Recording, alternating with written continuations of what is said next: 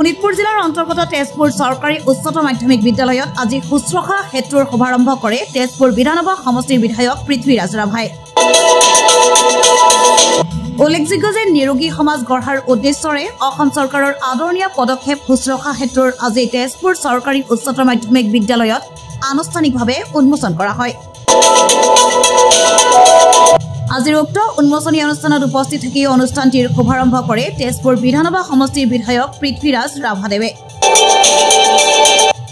আজিৰ উক্ত শুভাৰম্ভ অনুষ্ঠানত শোণিতপুৰ জিলা স্বাস্থ্য বিষয়াৰ লগতে অজস্ৰ লোক উপস্থিত থাকে।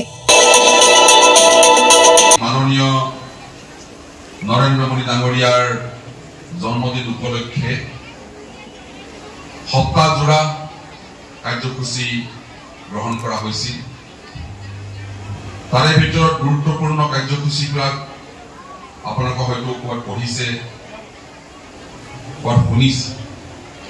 যক্ষ্মা ৰোগৰ পৰীক্ষা কৰা, চিকিৎসা কৰা, ভূমিৰ পট্টা দিয়া, মেগা স্বাস্থ্য শিবিৰ ইত্যাদি ইত্যাদি। সমগ্ৰ অসমৰ লগতে মাননীয় মুখ্যমন্ত্ৰী ডক্টৰ হিমন্ত বিশ্ব শৰ্মা ডাঙৰীয়াৰ নিৰ্দেশত তেজপুৰ সমষ্টিতো এই মেগা স্বাস্থ্য শিবিৰৰ আয়োজন কৰা হৈছে। এই মেগা স্বাস্থ্য শিবিৰৰ উদ্বোধনী অনুষ্ঠানত উপস্থিত থকা শোণিতপুৰ জিলাৰ জিলা আয়ুক্ত মহোদয়, স্বাস্থ্য বিভাগৰ তত্ত্বাৱধায়ক অতিৰিক্ত আয়ুক্ত আলম ডাঙৰীয়া,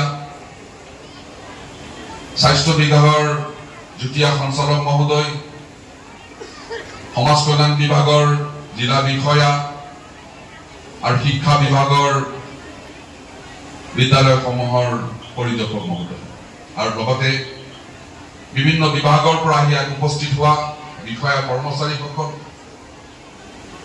ইয়াত উপস্থিত থকা চিকিৎসকসকল, ইয়াত উপস্থিত থকা চিকিৎসাৰ লগত জড়িত বিভিন্ন দায়িত্বত থকা আমাৰ বিষয়া কৰ্মচাৰী আৰু কৰ্মীসকল আৰু বিভিন্ন দায়িত্বত থকা সুচাৰুৰূপে পালন কৰি থকা ইতিমধ্যে আমাৰ সকলো বিষয়া কৰ্মচাৰী, ছাত্ৰ ছাত্ৰী, NCC, চিভিল ডিফেন্স ইত্যাদি সকলোলৈ মই মোৰ আন্তৰিক অভিনন্দন জ্ঞাপন কৰিছোঁ। আৰু অভিনন্দন জ্ঞাপন কৰিছোঁ মোৰ সন্মুখত থকা আমাৰ ছাত্ৰী ছাত্ৰসকললৈ।